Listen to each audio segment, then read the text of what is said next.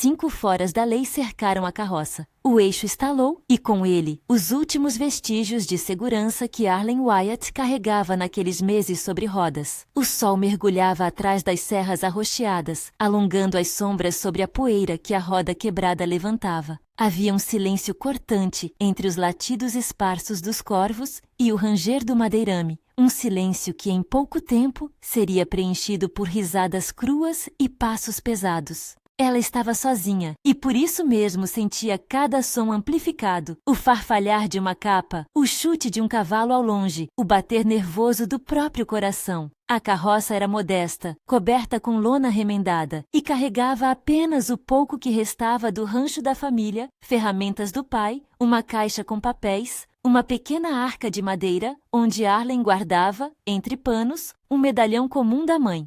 As rodas sujas tinham pó antigo. A trilha que cortava aquela terra seca não era feita para férias, mas para quem seguia com pressa e sem escolta. Ela havia contado com sua própria prudência. Não contou com homens famintos de violência. Quando os 5 se aproximaram, vieram em grupo, como corvos que rodeiam uma carcaça. O líder, um homem de cicatriz larga que dividia a boca em 2 metades hostis, encostou a coronha da arma na madeira da carroça e sorriu como quem abre um presente. Seus olhos eram frios, e havia uma linha de bronze arqueada na lona do assento onde o sol oscilava. Os outros 3 cercaram a carroça, cortando qualquer rota fácil de fuga. Um deles já fingia rebuscar os pertences com uma avidez rude. O 5º ficou um pouco além, observando as minúcias do rosto de Arlen, os sapatos, a posição das mãos. Um vigia que sabia o que procurar. Não há muito aqui, garota, disse o líder, a voz tão áspera quanto a corda seca de um chicote. Desça com calma e ninguém sai enrugado. Arlen desceu. As mãos dela estavam ásperas do trabalho, mas firmes. Um laço de sebo prendia o cabelo em um coque prático. Havia um registro nas dobras da boca que parecia dizer que ela não era indefesa. Ainda assim, ao ouvir a coronha na madeira e ver um cano ser apontado, pisou atrás de si, buscando o que fosse possível fazer. O homem com cicatriz aproximou a arma à nuca dela com o gesto natural de quem faz aquilo muitas vezes. Abre a caixa. Não precisa chorar. Só entrega o que é teu e ninguém. Bem, você sabe, rosnou o 2º, tentando um sorriso que não cabia no rosto. Arlen inclinou-se com lentidão calculada, puxou a tranca da arca com o polegar e abriu os panos com a calma de quem guardara segredos por anos. A mão dele, suja de carvão e pólvora velha, estendeu-se. Quando tocou o medalhão, frágil, com a fotografia mortiça de uma mulher de olhar suave, Arlen sentiu que segurava mais que metal. Sentiu o peso da promessa de quem ficará, da promessa que a velha casa na colina ainda mantinha. Tem mais dinheiro? Perguntou o líder.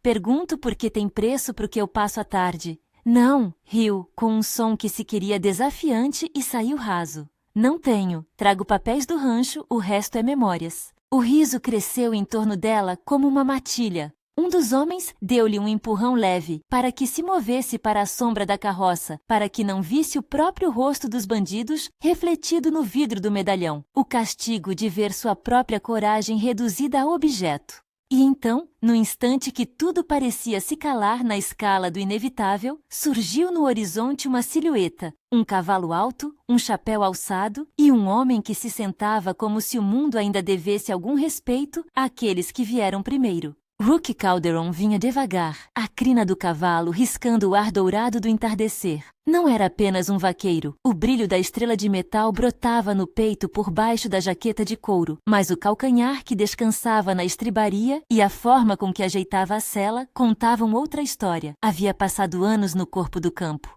Chamá-lo de Marshall era justo, mas chamá-lo de vaqueiro era mais fiel ao jeito que ele plantava os olhos no horizonte e, como falava pouco, entregando as ações como se fossem gado, com firmeza e exatidão. A presença de Rook quebrou a linha dos minutos. Os bandidos tinham a vantagem do número e da surpresa. Ele tinha a vantagem da calma. Parou a meia milha de distância, desmontou com uma facilidade que não supunha pressa e inclinou a cabeça como quem já conhecia a história daquela trilha. Pinto e poeira marcaram o ar. O líder franziu o senho, avaliando se aquele homem representava apenas mais um tolo ou uma pedra no caminho. Arme-se de novo e me deixe em paz, disse Rook com voz baixa. Era a voz de quem gritara menos do que ouviu dizer. Havia nela um comando que não precisava de termos retumbantes. Os bandidos riram, primeiro baixo, depois ganhando coragem. E se a gente quiser um pouco de companhia também? Um deles respondeu, zombeteiro, apertando o gatilho do revólver como se amassasse um botão. Rook deixou o chapéu cair na cabeça e, com um movimento que parecia ter sido praticado em noites frias e intermináveis, puxou o revólver. O som do couro batendo no ar foi como um aviso. Deixem a mulher em paz e podem sumir com as lembranças dela, disse ele. Trocaram-se olhares, risadas curtas. O clima esfriou e se reavivou numa faísca. Um dos homens atirou antes de tudo, um disparo ao alto para mostrar força. A pólvora abriu um cheiro seco. A poeira rodopiou e a noite começou a se fechar como uma mão. Arlen sentiu a adrenalina que vinha com o som dos tiros. Algo primitivo se ergueu dentro dela, não a vontade de lutar por vaidade, mas a recusa em ser apenas um corpo em trânsito. Lembrou-se do pai, do ruído da velha escopeta a ser limpa no alpendre, das tardes em que ela aprendera a mirar sob seu olhar calmo. A arma não era apenas metal, era história familiar. Enquanto os homens gritavam e trocavam insultos, Arlen correu para dentro da carroça, manteve os joelhos dobrados e puxou a escopeta enluvando as mãos. O choque do primeiro disparo fez a terra vibrar. Rook se movia como sombra. Um passo para o lado, um corpo caído, um som de madeira estilhaçada. Arlen saiu com a escopeta apoiada no ombro, os olhos queimando, a respiração firme. Não era preciso mirar para derrubar o orgulho, bastava apontar e disparar para cortar a proximidade que os homens achavam que possuíam. O primeiro tiro que ela deu foi baixo, rumo aos cascos do cavalo do vigia, mais para assustar do que para ferir. O som ecoou no cânion e fez o animal recuar com um coice, desequilibrando seu dono, que caiu pesado no pó. Rook não cobriu só Arlen, cobreou todo o terreno como se pudesse fazer o solo obedecer a seus comandos. Seus tiros eram precisos, secos, como quem não desperdiça pólvora. Um dos bandidos caiu, mas sem dramatismo sangrento. Apenas o corpo que se contorceu e ficou imóvel, a face virada para o céu que já começava a abrir as primeiras estrelas. 2 foram rendidos por Arlen e Rook em conjunto, a coordenação improvisada entre ambos sendo a resposta mais humana possível a meses de solidão e de perigo. O líder, aquele de cicatriz, tentou reagir com selvageria, avançando com a coronha do revólver. Rook o enfrentou com um passo à frente, um golpe curto de cano que ergueu poeira. O homem tentou sacar uma faca, mas Rook o golpeou com a parte plana do revólver, uma pancada que fez a cicatriz tremer e os olhos dele perderem o brilho habitual. A faca caiu. Arlen, ao ver a lâmina rolar na terra como um colar perdido, apontou a escopeta e não hesitou. O estilhaço do tiro varou as botas do homem que vinha por trás, que se contorceu em dor e caiu vociferando. Quando o silêncio veio, foi um silêncio que tinha gosto de pó e de alívio. Rook acocorou-se junto à carroça, os dedos ainda fechados no cano, e olhou para Arlen. Havia ali um respeito que não precisava de palavras. Ele não a salvou como quem entrega um prêmio, salvou-a como quem retira uma brasa do colo de uma criança, com cuidado, sem pressa e com a consciência de que há feridas que não se fecham só com remédio. Os foras da lei foram contidos. 2 amarrados às árvores, um caminhava manco, outro com aparência de quem não mais lutaria por nada. O líder de cicatriz, agora calado, cuspia pó. Um jovem, encurvado, guardava o olhar para o chão, o tipo que traz pena e um fio de esperança ao mesmo tempo. Quando os colocaram sob vigilância improvisada, Rook fez o que devia. Deixou claro que ninguém ali seria executado sumariamente. Ele levava a lei consigo, embora sua linhagem para com o campo ainda lhe desse um olhar compreensivo para as razões pela qual um homem se tornara besta de matilha. Ao redor do fogo improvisado, Arlen pendeu a cabeça e passou a escopeta para o banco de trás da carroça, como quem devolve uma herança descuidada. O corpo tremia de cansaço, não só pelo confronto, mas pela tempestade de emoções que se seguira. Rook trouxe água morna, uma bacia, e ofereceu um curativo simples ao jovem que se revelara Jonah Pickle, um rapaz de olhos miúdos que mal devia ter 20. Jonah mal levantou os olhos, mas quando o fez, havia nele algo que parecia mais humano que a dureza que os homens da gangue ostentavam. Eu não queria isso, disse Jonah em voz baixa, quase um sussurro para o farfalhar das chamas. Prometeram ouro, disseram que eu podia cuidar de mim, Mas a gente... Não importa o que prometeram, cortou Arlen, dura, porém sem ódio. Não justificar a dor que pode trazer a outros. Rook assentiu, olhando para Jonah com a atenção de alguém que já vira meninos perdidos na poeira e voltando-os à estrada. Vamos levar vocês a Phoenix. O tribunal decide o resto, disse ele. Havia paz na frase, mas também responsabilidade. O que ele aceitava naquela noite não era só capturar homens. Era devolver cada um ao lugar onde a justiça poderia ser medida e o destino, enfim, avaliado. O acampamento foi tenso nas primeiras horas. Arlen acordou no meio da noite, quando o vento mudou de direção e trouxe o cheiro de metal e cavalos. Rook estava ao lado dela, manejando um pano e um frasco de antisséptico rústico, com as mãos calejadas que traíam o tempo no lombo dos animais. Havia nas mãos dele a firmeza de quem seca couro, não feridas. Contudo, naquele momento, ele cuidava de um arranhão que o próprio tivera no tumulto. Você não precisava ter vindo, murmurou Arlen quando ele a observou com a lâmpada de querosene. A voz dela era mais suave do que antes. A noite parecia pedir confidências. Talvez não, respondeu Rook. Mas havia um dever. E além disso, você não andava com cara de pessoa que pede ajuda fácil. Ela sorriu, um gesto que rompendo um pouco a tensão. Meu pai dizia que eu nasci sem saber recuar. Ele me batizou de coragem e depois se arrependeu da escolha. Ha ha ha! Foi o riso curto de Rook, uma fumaça que dissipou no ar. Nem todo mundo tem a sorte de aprender tiro com o pai. Nem todo mundo tem o pai que ensina. As palavras dele abriram uma porta que nem os dois sabiam se queriam atravessar. Ela contou, cabal, do pai que morreu, acomodando uma casa no campo, do rancho queimado por um incêndio que veio de longe, de sua decisão de vender poucas coisas e ir sozinha para uma cidade que julgou mais segura, Seligman. Rook falou do que deixou, não muito diferente. Um punhado de lembranças cheias de nomes e rostos que não voltariam mais. Uma mulher e 2 crianças levadas por uma febre que o tempo, por certo, não queria curar. Fim do século é um lugar onde a sorte se mistura com a derrota, disse Rook, olhando para cima, onde algumas estrelas já lutavam contra o véu da noite. Eu era vaqueiro. Depois tive de vestir uma estrela para que os outros pudessem confiar em alguém que não dava ordens pela força só. Não é que eu tenha abandonado o campo. Ainda olho para o céu como se precisasse contar os bois. Arlen olhou para ele e uma espécie de reconhecimento se firmou. Havia no rosto de Rook uma linha que contava uma história de perdas que o mundo ainda permitia resumir naquele silêncio. Entre os dois, montou-se uma conversa que não prometia tudo, apenas construía as bases de confiança sobre que um futuro poderia ser erguido. Eles dormiram pouco. Pela manhã, sob um céu que ainda não se aquecera de verdade, foi preciso consertar a roda da carroça. Fenômenos simples como alavancas, novas cunhas e o esforço de um cavalo eram mais reconfortantes que discursos. Rook ensinou Arlen a verificar a tensão das juntas, a trocar um eixo mal pregado, a escolher uma árvore que servisse de martelo. Havia nisso uma lição antiga. Os homens do deserto contavam que o trabalho conjunto repara muito mais que madeira. Ele alinhava espíritos. Enquanto remendavam a roda, Jonah permanecia sob vigilância, cabisbaixo, mostrando no corpo as marcas da noite. Rook era firme com ele, mas não cruel.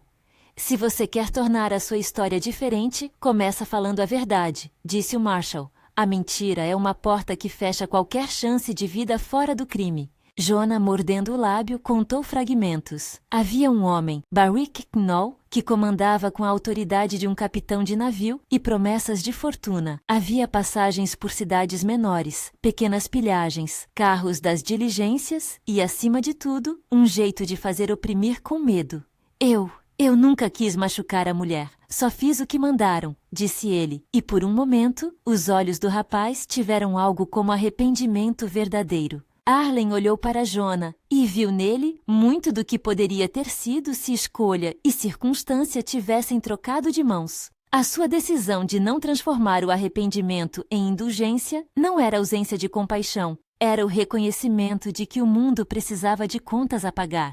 Você pode contar isso em Phoenix, ela pediu com voz firme. Diga tudo, não esconda nada. A verdade dói menos quando é dita com coragem. Com a roda consertada, a carroça rumou novamente. Rook guiou o cavalo ao lado, uma figura que se movia pelo caminho como se conhecesse cada pedra. Eles viajaram em silêncio os primeiros quilômetros, porque havia coisas que o vento dizia melhor do que as vozes. A paisagem alongava-se em campos de arbustos secos, ocos de pedra e árvores esparsas que lembravam que mesmo no árido, a vida teimava em brotar. Arlen reparou nos detalhes do rosto de Rook. A barba curta, os olhos que se estreitavam em julgamento, as mãos que tremiam às vezes ao retesar o couro. Parecia um homem que carregava um passado no corpo, não só na memória. Passaram por pequenas fazendas, onde os cachorros latiram e mulheres penduravam roupa nas varandas. Em Seligman, a notícia correu depressa. Havia um marshal com uma carroça de um lado e do outro, prisioneiros amarrados como quem traz a tempestade consigo. A cidade reagiu do modo de toda pequena comunidade, com curiosidade, medo e, em alguns cantos, gratidão contida. Rook levou a carroça ao ferreiro local, Fenric, o homem de bigode que trabalhava com ferro e paciência. Ele ajeitou o eixo com um olhar tremeluzente e fez comentários sobre a qualidade da madeira e o tipo de pregos que Arlen devia trocar para que a carroça suportasse as viagens. Arlen conversou com ele sobre preços, fez anotações, negociou com a firmeza de quem liderava uma casa. Rook ficou observando a interação, com algo que parecia ser orgulho desalinhado, como se visse a mulher pequena que carregava o sangue do pai na precisão do uso dos termos. A imprensa de Seligman registrou o evento com o senso de espetáculo que qualquer povoado tem por novidades. Pão quente, uma fila no mercador e vozes falando do Marshal. Rook ouviu cumprimentos, apertou mãos calejadas e manteve a compostura que sua estrela exigia. Ele não buscava holofotes, mas conhecia a utilidade deles. Arlen ouviu mensagens de condolência, olhares que tentavam medir se ela era forte o bastante para ficar sozinha em um mundo que se mostrara, naquela noite, traiçoeiro. Jonah ficou sob a guarda do xerife local até que o próprio Rook definisse o caminho para Phoenix. Durante o dia, quando o sol punha o céu de cobre, Arlen juntou suas coisas no assoalho da carroça e viu-se segurando o medalhão da mãe com as duas mãos. Rook encostou-se ao poste da praça e olhou para ela como se questionasse até onde quer ir sozinha, e se ela aceitasse um pedaço do mundo que agora se estendia atrás de um homem que, por hábito ou por escolha, ainda tinha poeira de campo nas botas. Houve naquela tarde um momento estendido e quase breve de carinho mútuo. Rook trouxe um pedaço de pão e manteiga. Arlen ofereceu um pouco do chá que guardava numa lata. Tinham entre si uma intimidade que ainda não possuía nome. Era gratidão, reconhecimento e o primeiro esboço de afeição que surge quando duas vidas salvam-se uma à outra, não como heróis e vítimas, mas como dois seres que por um punhado de coincidências e coragem cruzaram o mesmo caminho. Quando a noite caiu novamente, decidiram que era mais prudente seguir com destino a Seligman na manhã seguinte, e depois a Phoenix com os prisioneiros. Rook ficou no hotel da pensão local, não por vaidade, mas por dever. Precisava redigir papéis, relatar o ocorrido ao xerife do condado e preparar as passagens para a diligência. Arlen ficou no quarto de cima da pensão, olhando a lua refletida no medalhão. Entre as paredes finas, escutava os passos no corredor e pensava no quanto a vida se alterara a partir de uma roda quebrada. Na pequena escuridão do seu quarto, Jonah foi levado a um canto vigiado. Sua voz saiu baixa, pedindo perdão de um jeito que não sabia bem a quem. Arlen ouviu, do corredor, e sentiu um espasmo de compaixão duro. Não é meu lugar perdoar e nem meu lugar condenar, murmurou, como se respondendo ao próprio coração. É meu lugar carregar minha vida e decidir o que plantar nela. No café da manhã, Seligman fervilhava com o avassalo das novidades. Alguns olhares eram de gratidão. Outros, como o de um homem de chapéu gasto, encostado na barra do balcão, carregavam dúvida. Rook conversou com o xerife Orrin Bell. Havia obrigações e formalidades, nomes a registrar, selos a carimbar e a certeza de que, em Phoenix, o tempo marcaria a separação entre culpa e punição. Eu quero justiça, declarou Arlen com voz firme, mas quero também que se saiba a verdade. Eles têm que responder por aquilo que fizeram, não por quem eles poderiam ter sido. Rook partiu com os papéis prontos, enquanto Arlen cuidou de algumas trocas na cidade. Areia para as rodas, um pano novo para a lona, um bilhete que escrevera para a tia como quem lança uma boia no mar para avisar que o barco chegara. A comunidade parecia aceitar aquele destino com um peculiar misto de intriga e alívio. Era o tipo de lugar onde notícias viajavam como fogo na palha seca, e onde qualquer evento ganhava contornos de lenda nos olhos apertados dos que assistiam.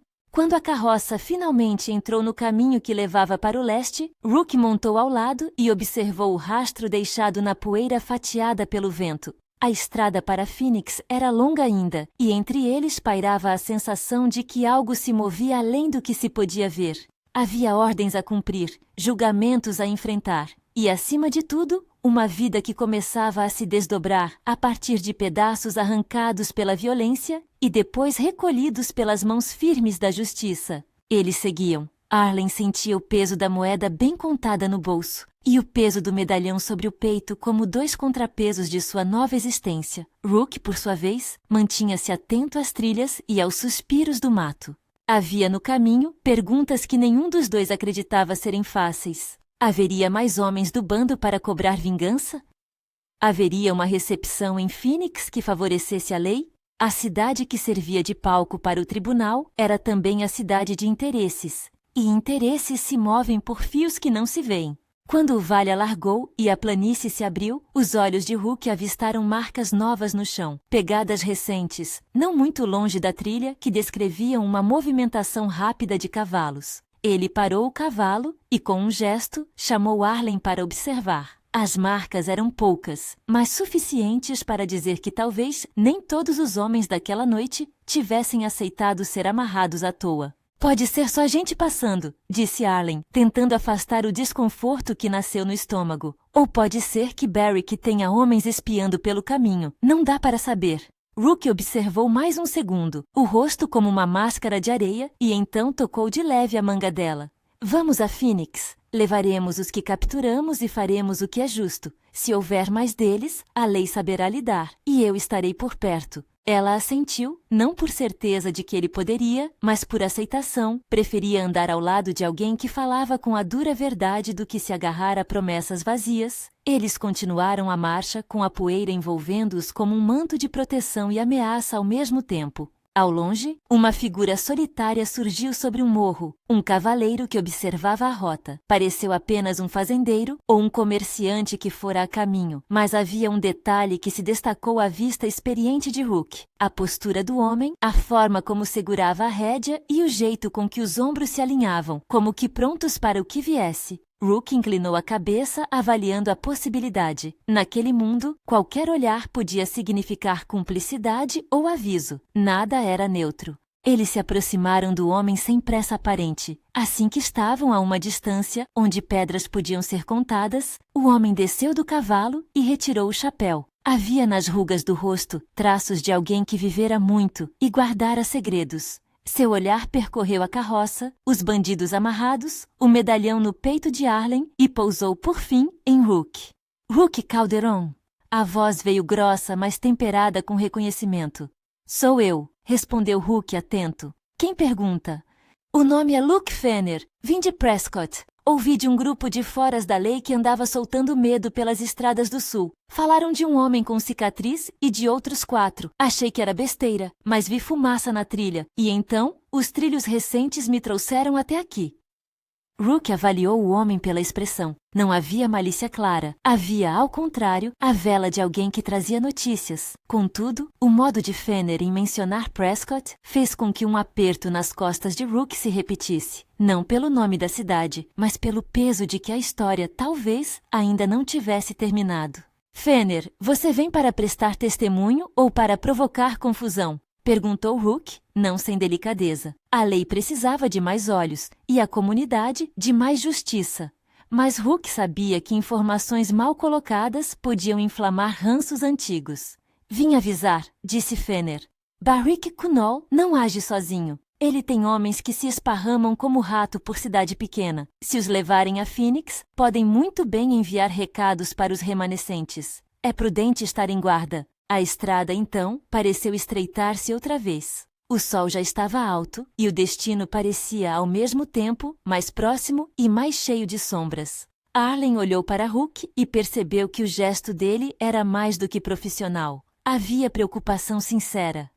Se for assim, disse ela, então lutaremos até onde a lei permitir. Eu não deixarei que meu nome seja apenas mais uma queimada na poeira. Rook sorriu com tristeza. Você já fez mais do que muitas pessoas. Cada passo que damos é um passo para tornar o mundo um pouco menos perigoso. Eles seguiram, levando consigo o calor de olhos que observavam da colina e a certeza de que Phoenix os esperava com papéis e prelúdios. Era uma viagem que carregava o eco de uma noite de perigo e o rumor de futuras disputas. E no silêncio que se formou, Arlen segurou o medalhão com força, como quem segura a última promessa de um passado que, com esforço e justiça, poderia virar futuro. A estrada se abriu como uma veia clara sobre o mapa de pó. Phoenix crescia pouco a pouco no horizonte, uma mancha de fumaça e edifícios que prometiam papéis, testemunhos e a lentidão da justiça. Arlen apertou o medalhão contra o peito como se nele cabesse coragem suficiente para preencher todo o caminho até lá.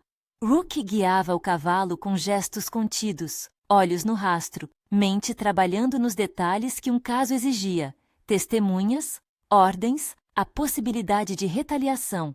Se esta história já lhe prendeu, curta e inscreva-se, mas fique comigo até o fim. A vida que começou naquela noite de pó e pólvora ainda tinha muitas voltas por dar. A viagem até Phoenix foi uma lição em paciência armada de vigilância. A cada aldeia que cruzavam, Rook confirmava rotas, anotava nomes e fazia perguntas que pareciam comuns, mas que colhiam lábios e olhares. Tá vindo alguém? Viu cavalos estranhos?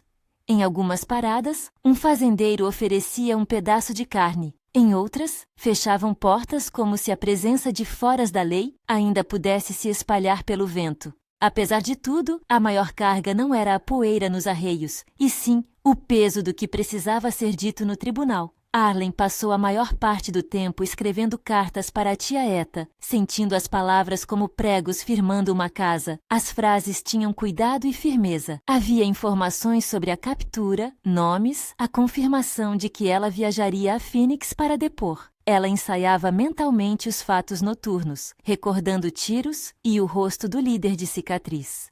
Repetia cada gesto da noite como quem reforma uma memória para torná-la infalível, não para transformar a lembrança em vingança, mas para que a verdade ficasse segura diante de olhos que não conheciam a poeira de uma trilha. Ao chegarem em Phoenix, a cidade lhes pareceu maior por conta própria. As ruas carregavam o som constante de roda de carroça e o rumor de negócios. A delegacia era mais do que um prédio, era a representação de um mundo onde regras mediam dor. Rook registrou a ocorrência com a precisão de quem respira trabalhando. Datas, nomes, descrição dos bens tomados, relato dos ferimentos. O xerife da cidade recebeu os prisioneiros, anotou e encaminhou para que fossem custodiados enquanto os autos eram preparados. Arlen observava cada gesto, cada carimbo e percebia o alívio que vinha do processo formal, como se a palavra tribunal tivesse algo de bálsamo sobre a violência.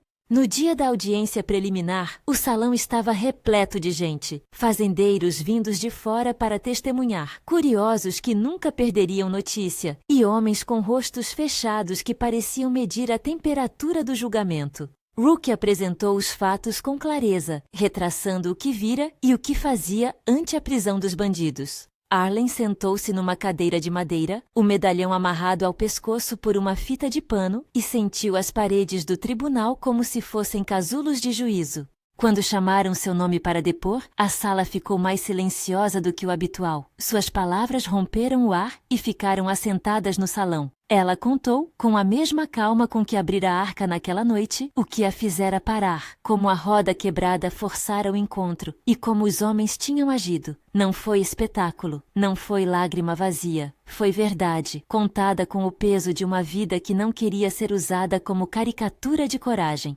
Havia firmeza nas imagens que trouxe, a coronha pressionada na madeira, a mão suja que pegara o medalhão, o momento em que tivera que atirar para impedir o assédio. Cada frase erguia a responsabilidade dos homens que agora respondiam à lei. Jonah Picklet, que Rook trouxera consigo e que dormira na barraca improvisada, concordou em prestar depoimento. Era um garoto com um olhar que tremia entre o medo e o arrependimento. Suas palavras, às vezes, mal saíam. Ele disse o que sabia, a dinâmica do bando, as promessas de Barrick Knoll, o modo como foram coagidos para seguirem ordens. Não tentou se desculpar com razão, mas com emoção. A gente foi enganado, murmurou, e a frase caiu como um peso sobre a sala. A defesa tentou apresentar Jonah como cúmplice irreparável, mas Rook e depois Arlen mostraram que havia nuances, fardos diferentes para homens diferentes. Barrick Knoll compareceu ao tribunal com a altivez de quem não admite perder terreno. A cicatriz na face parecia uma bandeira que ele ostentava com arrogância. Sua defesa tentava desmontar as acusações, dizendo que não havia provas para ligá-lo diretamente à agressão. Mas havia olhares que pesavam, testemunhas que viam sua presença nas noites de pilhagem, as palavras do vigia que caíra da cela, o relato dos viajantes que encontraram marcas de suas ações. Havia, sobretudo, a coerência do conjunto de testemunhos, o fio que, em conjunto, compunha uma imagem difícil de refutar. Em uma tarde quente, enquanto o julgamento avançava, Arlen teve uma visita que a fez apertar as mãos como se puxasse cordas de controle. Era Fenric, o ferreiro de Seligman, que vinha apenas para apoiá-la. Ele se sentou quase ao seu lado sem alarde, trazendo uma bacia com chá fresco e um olhar que dizia: "Você não está sozinha nisso." A presença de pessoas simples, que conheciam seu histórico e sua honra, pesou tanto quanto as provas técnicas. Phoenix era maior que as cidades, mas as pequenas lealdades valeriam tanto quanto qualquer testemunho oficial. As tentativas de intimidação chegaram em formas pequenas e grosseiras. Bilhetes deixados na porta do quarto da pensão, onde Arlen se hospedava, um homem estranho que passou a rondar o corredor da manhã, um cavalo amarrado à esquina que puxava a olhar demais. Rook organizou turnos de vigilância, não para assustar, mas para garantir que a lei tivesse olhos suficientes. Ele recusou com firmeza qualquer vontade de tomada de justiça pelas próprias mãos. "A gente vai usar o tribunal", disse ele uma noite baixando a voz. "Não vou deixar que se transforme em duelo de punhos e pólvora." Arlen assentiu. Era uma palavra de alguém que aprendera que justiça prolongava o tempo, mas também resguardava a legitimidade do veredito. Quando a defesa tentou usar Jonah como bode expiatório, alegando que o rapaz agira por conta própria, Arlen interveio. Ela não buscava absolver-se por meio de vitimização. Queria que a verdade inteira aparecesse. Descreveu não só o que sofrera, mas o que vira. A corrente de ordens que vinha de cima, as promessas falsas, a forma como Barrick organizava. "Não procuro vingança", disse ela. "Procuro equilíbrio. Não quero que mais ninguém passe por isso." Era um pedido que tinha a forma de uma oração leiga, justo e prático. O veredito demorou, em parte porque a cidade pesava cada argumento, e em parte porque havia interesses que tentavam puxar o pano. Quando finalmente os jurados se pronunciaram, a sala parecia conter a respiração do país inteiro. Barrick foi declarado culpado de formação de quadrilha, assalto e tentativas de agressão. A sentença imposta foi duramente sentida. Para alguns, era justa, para outros, era pesada. Ao ouvir a decisão, Barrick cerrou a mandíbula, como se quisesse transformar a sentença em outra coisa além do que era, um aviso de que o mundo poderia continuar cruel. Na saída do tribunal, enquanto a multidão se dissipava em murmúrios, Rook apoiou a mão nas costas de Arlen como quem traz calor. "Foi feito o que devia", disse, "e foi feito do modo certo." Ela olhou para ele. Havia um alívio que não era só pessoal. Era o alívio de quem confiara no processo e viu a lei se cumprir. Ainda assim, ela trazia consigo uma sensação de perda. Entre os prisioneiros, havia rostos que mostravam juventude desperdiçada. Havia a certeza de que, no lugar de alguns castigos, poderia haver um caminho de mudança. Mas isso não se decidia só ali. Nas semanas que se seguiram, Phoenix se transformou num trecho de estrada onde o passado e o futuro conversavam devagar. Com a reputação intacta, Rook tomou medidas para proteger Arlen nas viagens de volta a Seligman. Escolheu rotas mais vigiadas, pediu auxílio de auxiliares e pediu que Jonah, que mostrou arrependimento autêntico, entrasse num programa de trabalhos sob supervisão para que pudesse, no futuro, buscar uma vida diferente. Jonah aceitou, ainda que com receio. O garoto queria reparar algo que mal sabia como começar a consertar. De volta a Seligman, a vida retomou uma forma de normalidade. E com a normalidade, vieram as escolhas. Arlen voltou ao rancho da tia, ajeitou a casa com mãos diligentes e, aos poucos, deixou que pequenas rotinas confortassem sua alma. Cuidar da horta, arrumar a madeira, ler cartas e responder com letras rápidas. Rook manteve seus deveres como Marshall, mas frequentemente voltava com histórias de estrada que tinham o brilho de quem vê mundo e traz couro e poeira nos dedos. Entre cuidâncias e reparos, algo mudou entre eles de um modo que não exigiu proclamações dramáticas. Era uma mudança feita de gestos mínimos. Rook aparecia com um saco de farinhas que sabia que ela gostava. Arlen aprendia a ajeitar arreios do cavalo que ele emprestava para as rondas. Havia também momentos de silêncio que duravam o suficiente para que ambos coubessem inteira e finalmente se permitem a falar do que pesava no peito.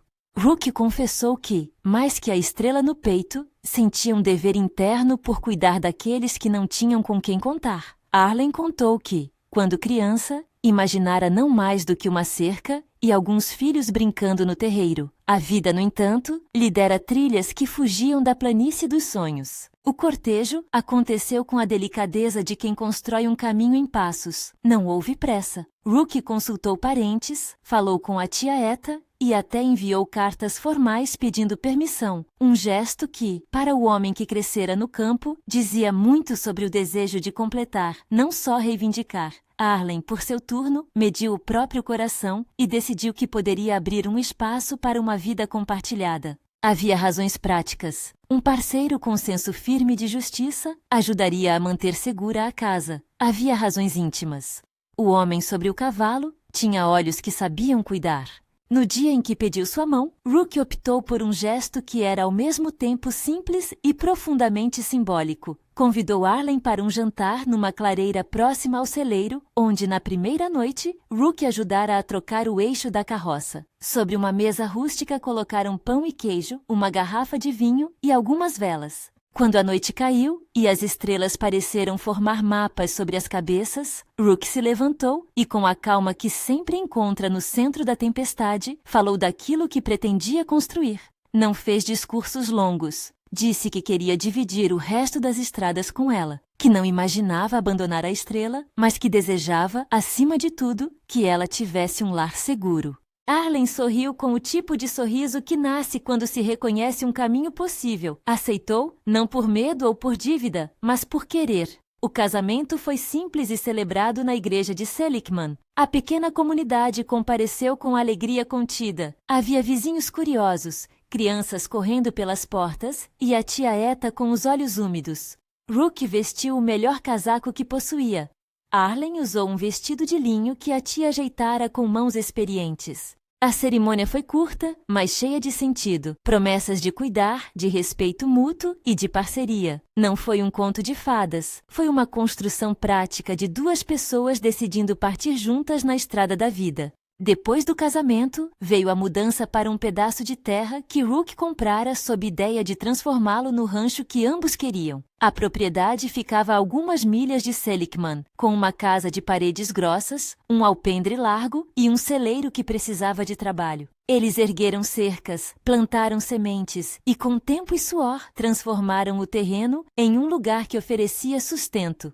A vida do rancho não era romantizada. Havia noites de exaustão, ferramentas quebradas e perdas sazonais. Mas havia também a alegria de uma colheita bem feita, a risada das crianças e o som do gado pastando ao longe. A chegada dos filhos aconteceu como esperavam e como imprevistos do jeito bom. Cada nascimento trouxe tensão e alegria, lágrimas contidas e noites sem dormir. Rook estava presente nas horas mais difíceis, segurando a mão e trazendo água. Arlen demonstrava uma força que era a combinação de tudo o que vivera: sobrevivência, cuidado e decisão. Eles criaram os filhos com um equilíbrio de disciplina e afeto. Ensinaram-lhes a manejar ferramentas e palavra, a respeitar o trabalho alheio e a compreender que lei e empatia podiam caminhar lado a lado. Enquanto os anos avançavam, o rancho prosperou, as terras se multiplicaram por melhorias, a horta crescia e a casa ganhou quartos novos. Algumas estações foram secas e duras, outras trouxeram chuva de bom jeito. Arlen tornou-se figura de referência entre as mulheres da região. Alguém que sabia tomar decisões e cujo olhar carregava a história do momento em que escolhera lutar. Rook, por sua vez, amenizou as rondas, deixando que auxiliares assumissem parte das tarefas. A estrela no peito continuou, mas agora mais como um lembrete do compromisso que ele cultivava com a comunidade do que como símbolo de identidade única. O passado, no entanto, não desapareceu. Ele retornou de formas sutis. Havia homens que lembravam do nome de Barik e o murmuravam como aviso quando sorriam com certa dureza. Havia noites em que Arlen acordava ao som de vento e revivia o toque frio da coronha no madeirame. Mas a forma como ela se levantava, com a família ao redor, com a rede estendida no alpendre, foi a mesma forma com que aprendeu a transformar dor em ação. Às vezes, atendia jovens que buscavam orientação, aconselhando-os a não tomar os caminhos fáceis. Algumas vezes, oferecia trabalho no rancho a quem quisesse recomeçar. Jonah, com o tempo, tornou-se uma exceção que confirmava a possibilidade de mudança. Depois de anos sob supervisão e de trabalhos honestos, conseguiu emprego na estalagem de Seligman. Trabalhou com afinco e a cada verão que passava, deixava de ser apenas um rosto do passado para tornar-se um homem que falava baixo, mas que sorria quando via as crianças brincar. Arlen mantinha um olhar especial para ele, não de guarda, mas de reconhecimento de que o mundo oferecia portas para quem desejasse atravessá-las. Barik Knoll, por sua vez, cumpriu a sentença estabelecida pelo tribunal. Nos primeiros anos, houve murmúrios de que tentaria fugir ou de que seus comparsas tramariam retaliações. Rook nunca deixou de vigiar possíveis retalhos de justiça mal costurada, mas nada significativo reapareceu.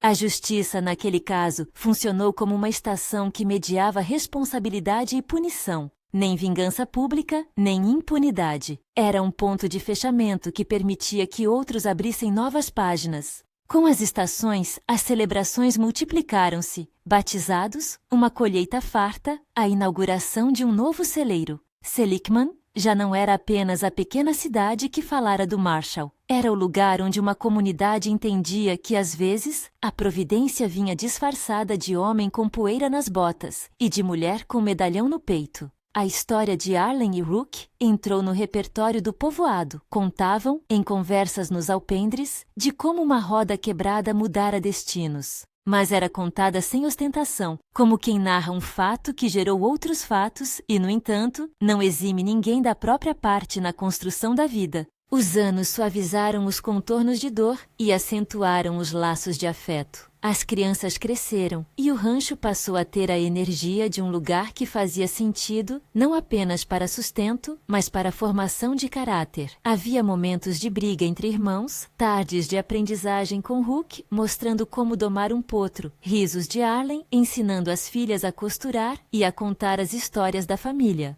Em noites claras, eles sentavam no alpendre e observavam as estrelas, lembrando, sem tristeza excessiva, da noite em que a poliédrica sensação de perigo vira porta para tudo o que depois existiria. O epílogo de suas vidas veio como uma colcha tecida, com retalhos diversos que juntos formavam um desenho maior. Em uma tarde de fim de verão, anos depois, Arlen caminhou até o ponto onde, naquela noite longínqua, a roda se quebrou. A trilha estava mais marcada, mas a poeira já não queimava a pele como antes. Ela tocou o chão e pensou nas voltas que tomara, na decisão de seguir sozinha, na coragem de puxar o gatilho para defender sua vida, no acordo silencioso de casar e construir, e nas mãos que a ajudaram a carregar o resto. Rook apareceu com 2 copos de café quente. Ele não falou nada de imediato. Sentou-se ao lado dela e alongou o braço como se tocasse o próprio passado com calma. "Lembra disso tudo?" ele perguntou, apontando para o sul, onde a trilha se perdia em ondulações.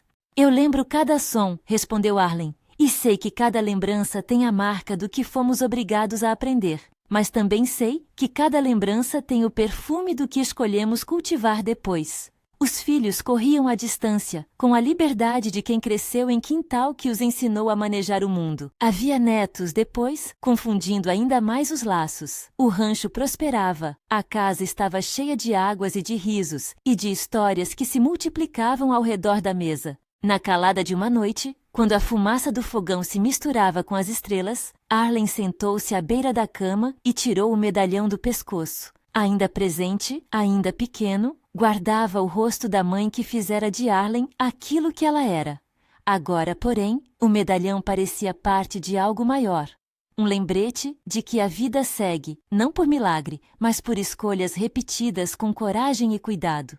Rook entrou, calçou as botas e olhou para ela com aquele olhar que, mais que afeto, continha a confiança de quem conhecia a estrada. Ele tomou a mão dela e, sem grandes palavras, deram um passo de volta pelas memórias. Não precisaram falar todos os nomes dos que partiram ou dos que mudaram. O silêncio entre eles era cúmplice. Era o lugar onde se alojava a certeza de que nada do passado os dominaria mais. Ao fim, a cena que ecoaria por gerações foi aquela. A família reunida no alpendre, a luz baixa, as vozes se misturando num tom que não era só recordação, mas construção. Lá fora, o céu do Arizona estendia a sua tapeçaria de estrelas, e cada uma parecia iluminar um trecho da estrada que começara com uma roda quebrada. Arlen olhou para Rook e sorriu. Ele correspondeu com a calma de sempre, levantando-se para fechar a janela. A poeira da trilha não desaparecera, mas agora servia como um traço que ligava o que foram ao que seriam. Se esta história tocou você, conte nos comentários qual momento mais emocionou e compartilhe com alguém que goste de histórias de coragem e recomeço. Há sempre outra trilha por onde caminhar.